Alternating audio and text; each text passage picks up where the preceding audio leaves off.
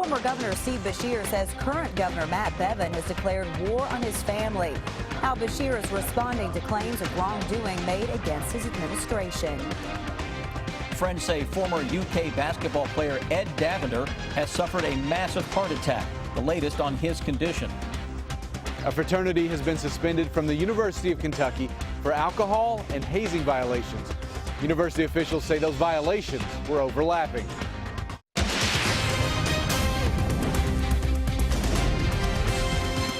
WKYT News starts now with First Alert Weather. Another round of storms is bringing heavy rain to much of the bluegrass tonight. And we have even seen some severe weather with it. Chief Meteorologist Chris Bailey shows us what he's tracking right now on the Defender Radar Network. Yeah, reports of severe weather across central and eastern Kentucky, guys. Few and far between. Majority of the severe weather right now out into western Kentucky, where we've had a confirmed tornado and funnel clouds. That's well to our west, by the way. Locally, we're watching southern Kentucky for pulse severe thunderstorms. What do I mean by pulse severe thunderstorms? They build up quickly, they drop a little hail, then all of a sudden they're gone and they're weakening. And new warning is out, southern parts of Casey County, Russell County. As soon as the warning comes out, storms are already now in a weakening phase again. That's what we're dealing with. May drop a little small hail, then all of a sudden it's pretty much over. 6:15, that severe thunderstorm warning goes for parts of Russell County and again, southern parts of Casey County. If you're northwest of Somerset up toward the Waynesburg area, again, you're getting in on a lot of thunder and lightning. But as you can see here, the Dunville toward the Windsor area, a lot of this stuff is beginning to die out a little bit. To the east of that, McKee, Beattyville, Boonville, down toward Hyden, general run-of-the-mill showers and thunderstorms. Now we're north of a boundary that is stalled out across the area. So we have rain-cooled air. But overall, we're going to see that flow from the southwest begin to pick up. So Harrodsburg down to Danville, notice we're seeing a couple of thunderstorms developing there. That may be a sign of things to come. Western Kentucky, several reports of tornadoes, or at least tornado reports, and funnel clouds near the Madisonville area. Still, tornado warnings are out for those particular areas. And I'm watching that complex of storms down into western Tennessee. Guys, that cluster is going to try to fire up a line or form a line and sweep in here latter part of the evening. When I come back in a few minutes, we will time that in to central and eastern Kentucky. It's clear that he has declared war on the Beshear family and the Beshear administration. It's also clear that apparently he has no intention of stopping. Former Governor Steve Beshear firing back today against current Governor Matt Bevin's allegations of wrongdoing during the Beshear administration. Beshear even went as far as to call Governor Bevin a bully. We have team coverage of our top story tonight, beginning with Hillary Thornton, who was at Beshear's news conference this morning. Now, Matt Bevin's mad. He's mad that I didn't ride off quietly into retirement. I wanted to, believe me. Former Governor Steve Beshear says holding a news conference like today's is the last thing he wanted to do. Matt Bevin doesn't give me any choice because he started this food fight that he enjoys instead of governing. The so-called food fight heating up, Beshear saying Bevin has declared war on his family and his administration. He's also mad at the Attorney General, who happens to be our son, because the Attorney General is doing his job and challenging the governor on his unilateral unconstitutional cuts to education. Former Governor Beshear says the allegations and claims started the day that Matt Bevin took office here in Frankfort. He says they even included attacks against his wife. That coming after Beshear says he appointed his wife Jane, a lifelong horse enthusiast, to an unpaid position on the Kentucky Horse Park Commission. He immediately came out and said, what an embarrassment to the Commonwealth of Kentucky that the governor would appoint his wife. Well, what an embarrassment that a governor coming into office would take that kind of approach and that kind of attitude. The former governor strongly denying claims and accusations by the current governor, going on an attack of his own, saying Governor Bevin coerced universities into that budget agreement, bullied Democratic legislators into switching parties, and is now unethically raising funds to cover his campaign debt. State employees are being told that they will have a better chance of keeping their jobs if they donate to help Mr. Bevin retire his large personal campaign debt. Talk about intimidation. Talk about coercion. In Frankfort, Hillary Thornton, WKYT. Bashir did talk about Tim Longmire, his secretary of the personnel cabinet, who pled guilty to a bribery charge. Bashir said if they had knowledge of his criminal activity, he would have been fired on the spot. Governor Bevin is out of the country this week, but he and other Kentucky Republicans quickly responded to what former Governor Bashir said this morning. Our Sean Moody is at the live desk to continue our top story team coverage. Sean? Hey there, Amber. A spokesperson for Governor Matt Bevin, as well as the Republican Party of Kentucky, said former Governor Steve Bashir is trying to protect his legacy. They said he couldn't offer any proof of his allegations against Bevin. He could provide no examples, no evidence, no proof.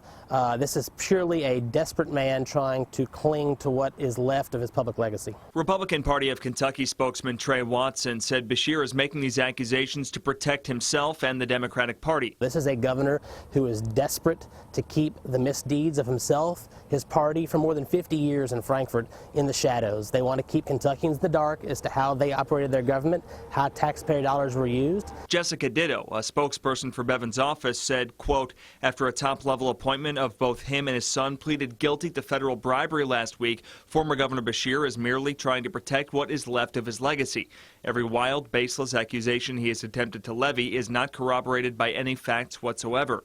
Governor Bevin is focused on the job the people of Kentucky elected him to do, which is to restore fiscal responsibility and create economic opportunity. He will let the investigation take its course and has said all he intends to say about this matter, end quote. Trey Watson also criticized Bashir's decision to hold that news conference while Bevin was out of town on an economic development trip. Bashir said today that when he arranged that news conference, he wasn't aware that Bevin was out of the country. At the live desk, Sean Moody, WKYT. Sean, thank you. We have much more coverage on this story. Just go to our website, WKYT.com. New tonight, investigators tell us a Pulaski County school crossing guard is in critical condition after being hit by a car. It happened this afternoon in the parking lot of Southwestern High School just before classes ended for the day. Pulaski County Emergency Management says the man was airlifted to the University of Tennessee Hospital.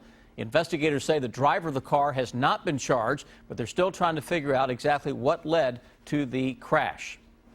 Tonight, we have learned that former UK basketball player Ed Davender has suffered a massive heart attack. This afternoon, his coach, Joby Hall, talked to us about Davender. Rob Bromley joins us now with more. And Rob, this is certainly some sad news tonight. Well, I'll tell you, anyone who watched Ed Davender play back in the mid and late 1980s will have some good memories. He was lightning quick, and he ranks right up there on the UK all-time list for scoring, assists, and steals. Joby Hall recruited him out of New York City. That was a breakthrough for Joby. And when Eddie Sutton came in, he had Roger Harden to run the point, but just for one season. Then it was Davender. And we're told that Davender suffered a serious heart attack today. The man who brought him to Kentucky spoke with us within the last hour. A lot of the players, former players, were gathering to have a vigilance in his hospital and spend time there, helping pull for him and use the power of prayer to help him through this. And there are Facebook posts that say that Ed Davender has passed away, but Sam and Amber, we have no confirmation from his family. All right, Rob, thank you. Ed Davender ranks 11th on the Cats' all-time scoring list. He is 4th in steals and 8th in assists. We have some new information tonight about a human skull found on a Bourbon County farm earlier this week. This afternoon, the Bourbon County coroner told us she has obtained dental records for a couple of people in central Kentucky who have been reported missing. Investigators are now waiting to compare the dental records with the skull. They think the person died less than 5 years ago. A farmhand found the skull in a creek near Thrieve Farm in Paris. Some disturbing claims were made against a fraternity at the University of Kentucky, and now UK has suspended the fraternity for the next 5 years. As Victor Puente tells us, this comes after university leaders say they found evidence of hazing. The complaint in this case says some of the students involved were forced to drink alcohol until they threw up and then exercise next to it. The report was released by the Office of Student Conduct. The complaint against the Phi Kappa Psi fraternity says students were forced to partake in alcohol consumption, sleep deprivation, and humiliation. It reads, the hazing complaint received by the university for fall 2015 specifically included forced alcohol consumption to the point of vomiting. It also says they endured mental stress, including lineups in the basement of the fraternity that often involved yelling or verbal abuse, not allowed to sit on furniture, not allowed in certain rooms of the fraternity, and calisthenics in and around vomit. The university says the fraternity cooperated with their investigation. Because of the violations, Phi Kappa Psi will be banned from UK's campus until 2021. The members of the fraternity are also required to clear out of the fraternity house. They didn't want to comment on the suspension. When I stopped by earlier today, UK officials said they couldn't comment on any punishment for specific students. If there has been an allegation that an individual student has violated the student code of conduct, that just speaking generally, that gets reviewed and that is handled within the context of our student code of conduct. Federal privacy rules, when you get into naming individual students, prohibit what you can say about that. Everyone living in the fraternity house is expected to be out by Saturday, May 7th. Except for graduating seniors, they have an extra day to clear the house. In Lexington, Victor Puente, WKYT. Once that suspension is up, the fraternity will be able to reapply to be allowed back on campus. It's been in the works for years, and today the developer of the Centerpoint project says crews are making some good progress. The update next. And then how Chelsea Clinton will be helping her mother Hillary in Kentucky later this week. Keep up with the latest news on WKYT.com. Join the conversation on Twitter and become a part of the WKYT Facebook family. Today, a discussion of downtown Lexington's future included an update on the Centerpoint project. Commerce Lexington invited a panel to talk about what's happening downtown, particularly on Main Street and Midland Avenue. Centerpoint developer Dudley Webb was among those on the panel this morning. He says the long-awaited project is moving along. Right now, you're seeing a lot of activity in the hole. It's necessary for us to go ahead and put weatherproofing around the limestone edge of the project, so that's happening. It's like a swimming pool edge. Next step will be they'll put a liner on. Next step will be on that. They'll put the retaining walls in. That'll form the garage. Then we're going to go right on up with the project. And Webb says it'll take about 10 months to finish the underground parking garage. He says the first buildings at Centerpoint should be finished a year after that. New tonight, Democratic presidential frontrunner Hillary Clinton is sending her daughter Chelsea to Lexington to campaign for her. Chelsea Clinton will attend the opening of Hillary Clinton's Lexington campaign office Friday morning. The office will be on Winchester Road. The Kentucky Democratic primary is on May 17th, less than 3 weeks away. If you missed the Kentucky Theater's tribute to Prince, you'll have a second chance. The theater will show an encore of Prince's hit movie Purple Rain this Saturday at midnight. Hundreds of people attended the theater's first showing of the movie last weekend. Now, your hour-by-hour forecast with Chief Meteorologist Chris Bailey. Thunderstorms again today across much of the region. Not talking about a lot of severe weather central and eastern Kentucky. As a matter of fact, we've had just a couple of reports of some small hail across the southwestern Kentucky, though, really getting in on the majority of the severe weather. Defender Radar Network is busy with showers and some thunderstorms. Most of the stuff you see into our part of the world right now, general run-of-the-mill stuff into especially southern parts of the area. You may catch a little small hail with some of these. It's pulse thunderstorms. They go up, and then as quickly as they go up, they begin to die out, and another one kind of forms. Hit and miss strong thunderstorms into the southern parts of the area. Somerset looks like you're about to get in on the hit part of that. Northeast of that area, we have one little cluster of showers and storms that's pretty much in the process of trying to rain itself out.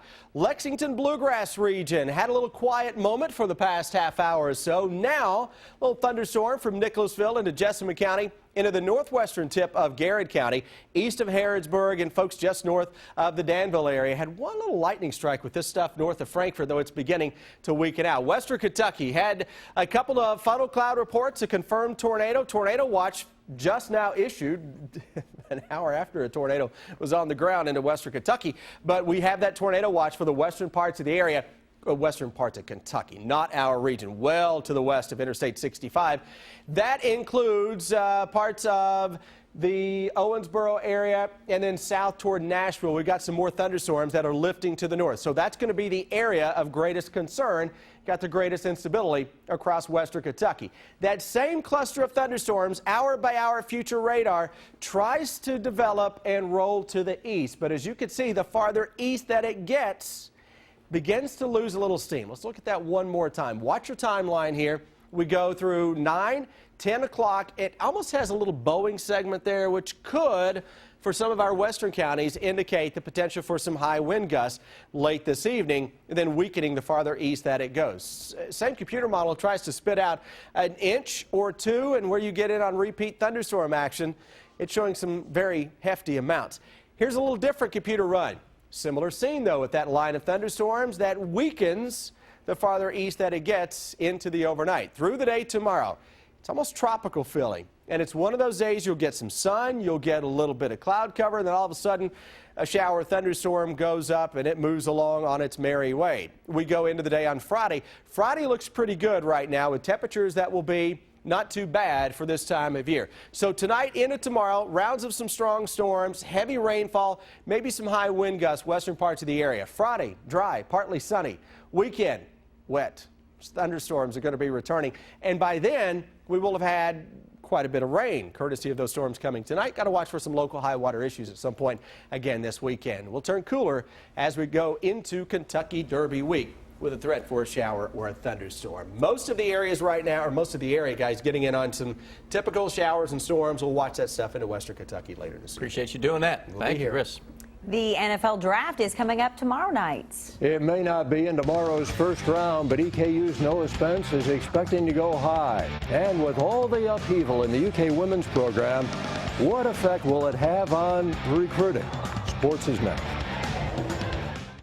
New severe thunderstorm warning for the northern half of Pulaski County. That includes Somerset. That'll go until 7 o'clock this evening. It's one of those thunderstorms that is trying to build up, and it will likely collapse again. That may have some hail as it moves towards Somerset. Again, northern Pulaski County, severe thunderstorm warning until 7.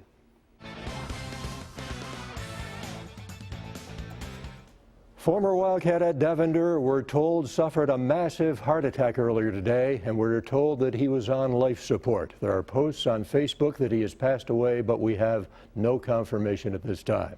Davender arrived in Lexington for the 1984-85 season, Joe B. Hall's last season as head coach. He was a playmaker, a scorer, and a top-notch defender. I think they'll remember him as a player who gave everything he had on the floor. He was competitive. He played excellent defense. He was a good ball handler and a crowd pleaser in the type of effort he gave to his team. Plenty of upheaval in the UK women's program. Matthew Mitchell used that word today to describe the loss of 3 staff members since the end of the season. He also has lost 6 players since last fall. Mitchell blamed the problems on himself this afternoon. He said he's going to have to communicate better, but he's optimistic, as optimistic about the future of his program as he's ever been. You know, it's one of those darkest before the dawn type of deals. It's a tough deal, and so there hasn't been a lot of time for sleep. But all of the time has been beneficial, so I've been able to reflect and think I have a clear understanding. And you know, this is not going to just get, we're not going to snap our fingers and this is going to all be okay. We've got a lot of work ahead of us. We've got to keep working. Mitchell announced the return of Kyra Elzy to his staff today. She worked under him for 4 years before leaving for Tennessee, where she played. Elzy will likely be the Cats recruiting coordinator, and recruiting is a big question. What effect will all the problems have, because other schools will target it, bring it up? There's only one way to handle that and attack that, and that is that's what you'll see as we put the staff together. You know, and so listen, it will either happen or it won't. You know, the proof will be in the pudding. And so I can tell you that I'm confident, but I have to go make it happen, and we have to put it together. The NFL draft getting underway tomorrow night, and it could be a big night for EKU's Noah Spence. The defensive end is projected to go anywhere from the first to third rounds. And a story surfacing today that Spence, who was banned by the Big Ten in 2014 for failing drug tests while at Ohio State, has sent all 32 NFL teams his past 20 drug tests, 5 given by EKU during the season last year, and 15 more given by an independent company from January until this week. Spence hoping to convince NFL teams that he has turned things around. So we look forward to the draft tomorrow night, round 1. Sam Amber, back to you.